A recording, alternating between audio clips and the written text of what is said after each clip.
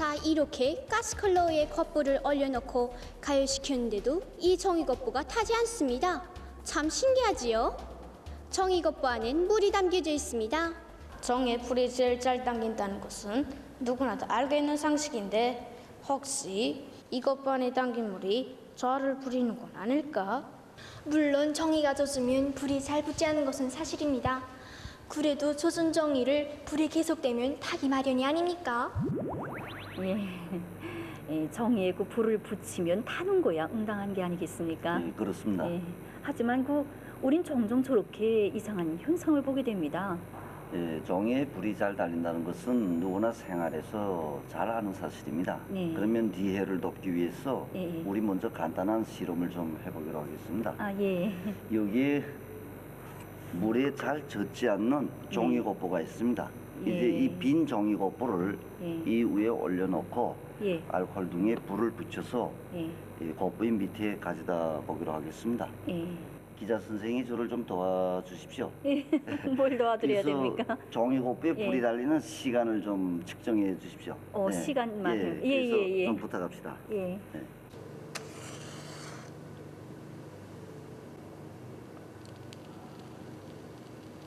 겉부에 가져다 알코올 람프를 겉부에 가져다 대겠습니다. 자, 시작을 누르십시오.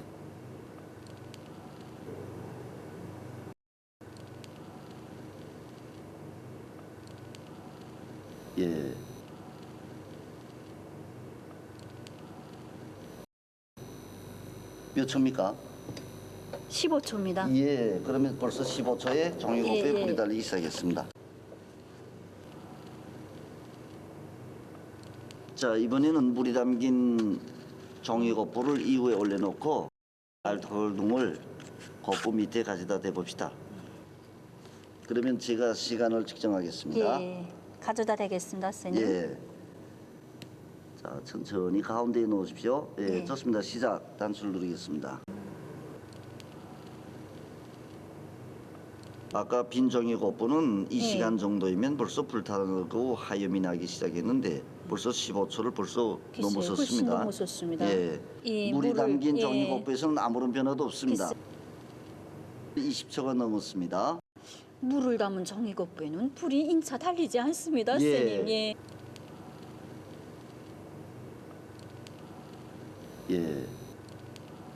혹시 이 겉부 속에 담긴 물이 증발되면 다 겉부가 불타게 되겠는지? 맞습니다. 지금 이 문제를 정확히 이해하자면 우리가 비열이라는 이런 물리적 양에 대해서 알아야 합니다.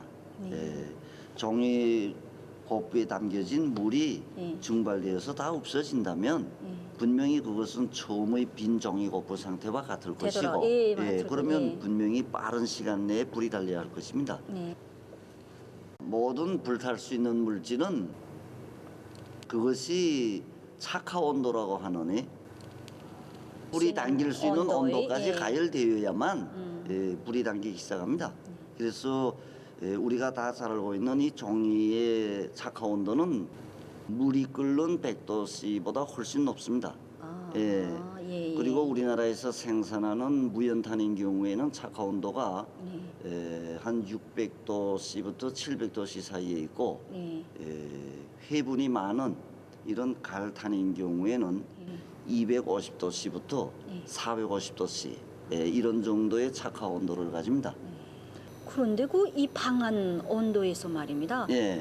종이의 착화 온도가 변하지 않겠는데 왜서 빈 종이겉부와 물이 담긴 종이겉부의 경우가 차이가 나는지. 종이겉부 안에 담아놓은 물이 없어지면 그것이 원래 빈 종이겉부와 같은 상태에 이르지 않겠습니까? 그러니까 알코올 등의 열이 종이겉부 안에 물을 없애는데 먼저 돌려지니까 빈 종이겉부와는 달리 인차 불이 달리지 않는다. 그 얘기겠습니다.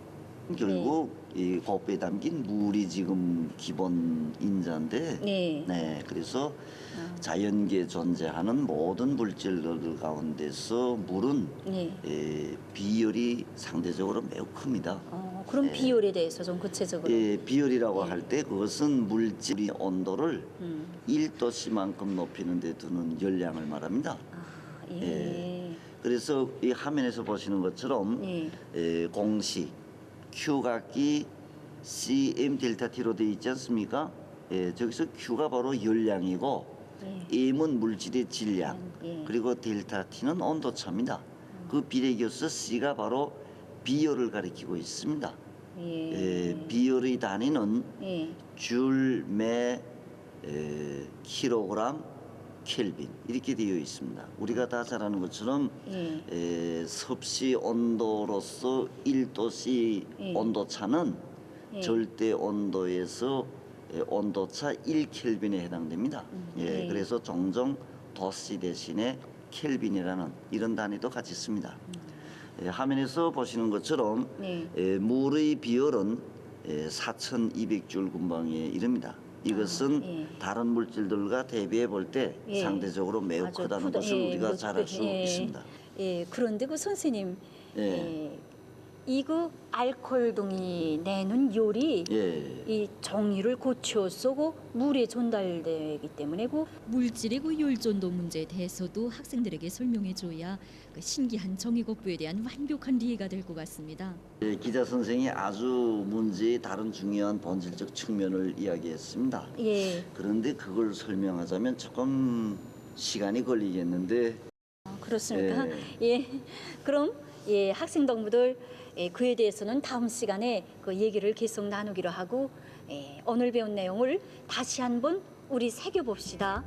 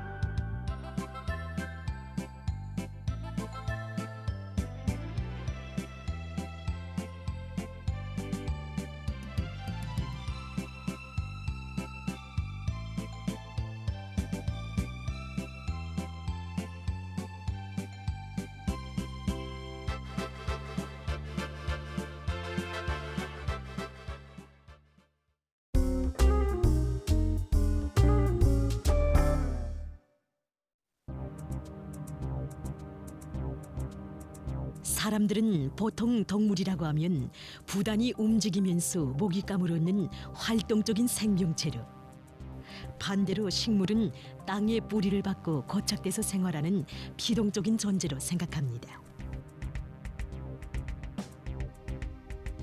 하지만 식물도 동물과 마찬가지로 살아남기 위해 또 자기의 후대를 남기기 위해서 부단한 생존 활동을 벌입니다.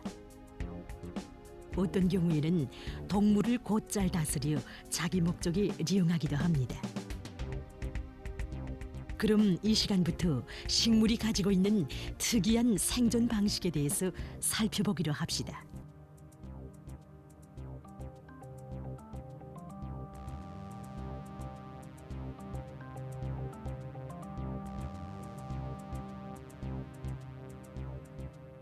식물들 가운데는 놀랍게도 벌레를 잡아먹고 사는 식물들이 있습니다. 끈끈이 주걱이라고 부르는 이 요로의 사리풀이 그 중에 하나입니다. 끈끈이 주걱의 잎에는 가늘고 긴 샘털들이 나 있는데 샘털들의 끝에는 물방울들이 하나씩 매달려 있습니다. 식물의 꽃꿀처럼 보이지만 이것은 강한 접착력을 가진 액체입니다. 일단 곤충이 잎에 앉으면 끈적끈적한 이 돛에 걸려들어 오도 가도 못하게 됩니다. 이 식물은 파리잡이 풀이라고 부릅니다. 파리잡이 풀은 끈끈이 주걱과 사천간이라고 할 수 있습니다. 파리잡이 풀의 잎 곤면에는 벌레를 유혹하는 데 필요한 꿀샘이 있습니다. 쩍으로 된 잎에는 군데군데 뾰족하게 도달한 새쌍의 감각털이 있습니다. 매우 빠른 동작으로 모기를 잡는 벌레잡이 식물도 있습니다. 호숫가나 무릉댕이의 물밑에서 사는 식물인 통발이 그렇습니다.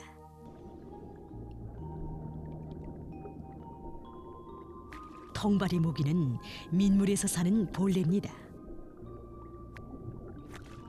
이것은 모기의 유충인데 통발이 좋아하는 모기입니다. 물고기를 잡는 데 쓰이는 통발처럼 벌레를 잡는다고 해서 이런 이름이 붙게 됐습니다. 통발의 매개 기포주머니들은 진공 구조로 되어 있습니다. 기포주머니를 약간만 닫혀도 입구가 안쪽으로 열리면서 모기를 주머니 안으로 빨아들입니다. 이것은 1mm초도 되지 않는 새에 벌어집니다. 그러니 통발을 세계에서 가장 빨리 사냥을 하는 식물이라고 할 수 있습니다. 식물은 자외선을 수감해서 곤충과 연계를 맺는 생존 방식을 가지고 있습니다. 식물이 번식을 하자면 꽃가루를 나르는 곤충의 힘을 빌려야 합니다. 그러자면 곤충을 유인해야 합니다. 곤충은 사람들이 볼 수 있는 색, 즉 제일 긴 파장인 붉은색으로부터 감색, 노란색, 푸른색, 그리고 제일 짧은 파장을 가진 보라색 이외에도 길이가 짧은 자외선도 볼 수 있습니다. 그러니 곤충은 사람들이 눈으로 느끼는 색과 다른 색으로 식물을 보게 됩니다.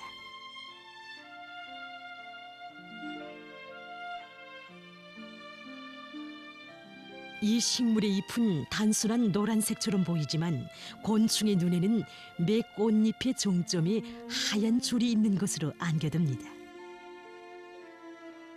이것은 곤충의 주위를 볼록 나온 중심점으로 끌어서 꽃가루를 쉽게 찾을 수 있게 하자는 것입니다.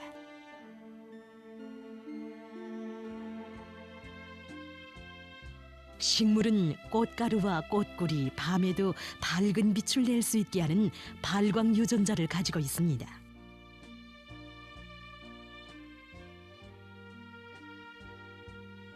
낮 동안은 꽃이 오므로 들었다가 해질 무렵부터 다음 날 아침까지 활짝 피는 이 분꽃이 그렇습니다. 빛을 내는 분꽃의 꽃가루는 분화비를 끌어당깁니다. 이처럼 자외선을 수감하는 것은 식물이 곤충과 연계를 맺는 한 가지 방식으로 됩니다. 식물은 꽃가루를 나르는 곤충을 끌어당기기 위해 색뿐 아니라 냄새도 이용합니다. 사람의 후각은 꽃들이 풍기는 냄새의 불과 5% 정도밖에 맡지 못합니다. 하지만 곤충들은 사람보다 이 냄새를 더 잘 맡습니다. 곤충들의 촉각은 꽃이 풍기는 냄새에 아주 민감한데 어떤 곤충은 10억분의 1%보다 더 낮은 농도의 냄새도 맡을 수 있습니다. 식물은 또한 소리를 가지고 동물과 연기를 취하기도 합니다.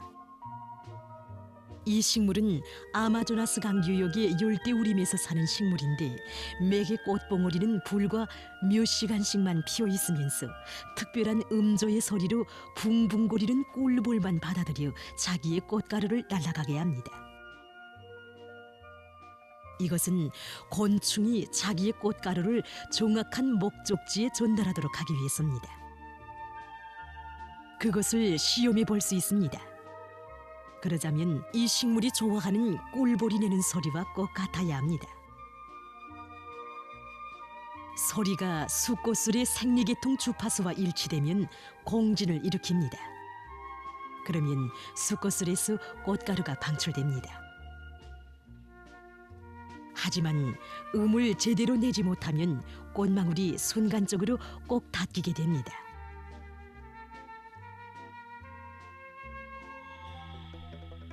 자기의 독특한 방식으로 쉼없이 생명활동을 이어가는 식물들. 그럼 식물들의 특이한 생존 방식에 대해 다음 시간에 계속해서 보기로 하겠습니다.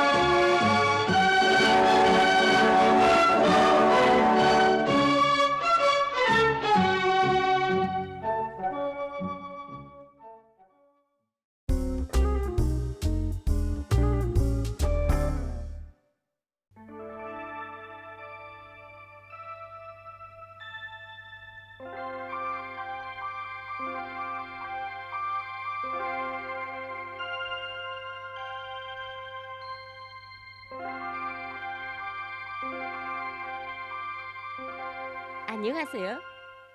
난 최우동생들의 길동무랍니다. 오늘부터 재미나는 수학 계산 문제 풀이를 해볼까요?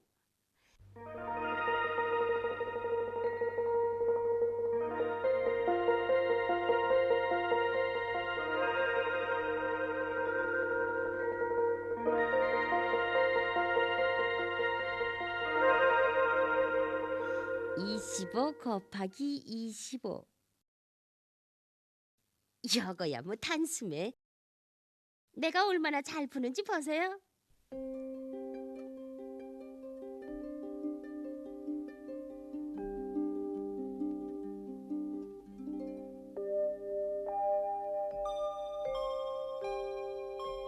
자, 어때요? 그만하면 계산 속도도 빠르고 답도 꼭 맞아요. 그런데 좀 더 빨리 계산할 수는 없을까요? 전자계산기로 하면. 아니, 순 제 머리로 계산해야 하는 경우에 말이에요.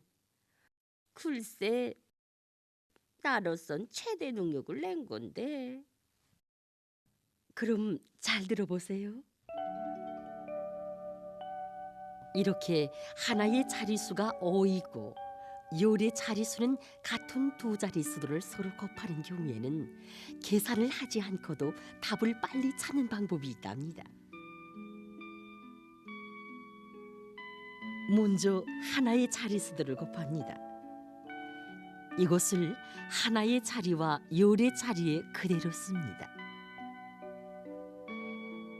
그 다음 100의 자릿수에는 요의 자리 두 수에서 앞의 수 2는 그대로, 뒤의 수 2에는 2를 더하고 그 두 수 2와 3을 곱해서 나온 답을 씁니다. 이것이 곧 문제의 답으로 됩니다. 625. 앞서 풀이한 것과 답이 꼭 같죠?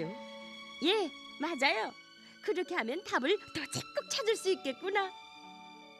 물론 중학교에선 문제풀이의 공식을 배워주겠지만 아직 서학교 단계에서는 이런 요리들을 잘 알면 학습에 큰 도움이 될 거예요.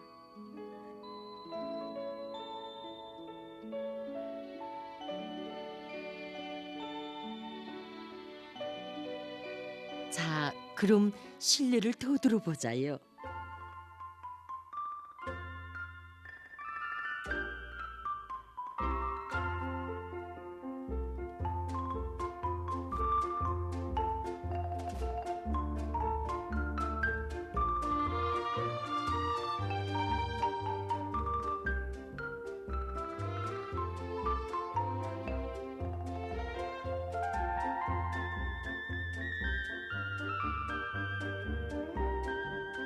어때요?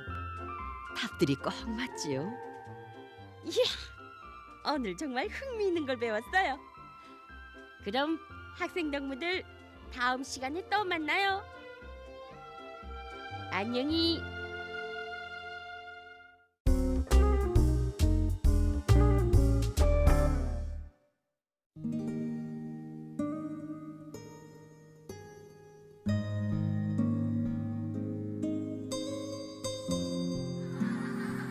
어린이들의 거운 글씨에 한 생의 꿈을 실은 선생님이 있습니다.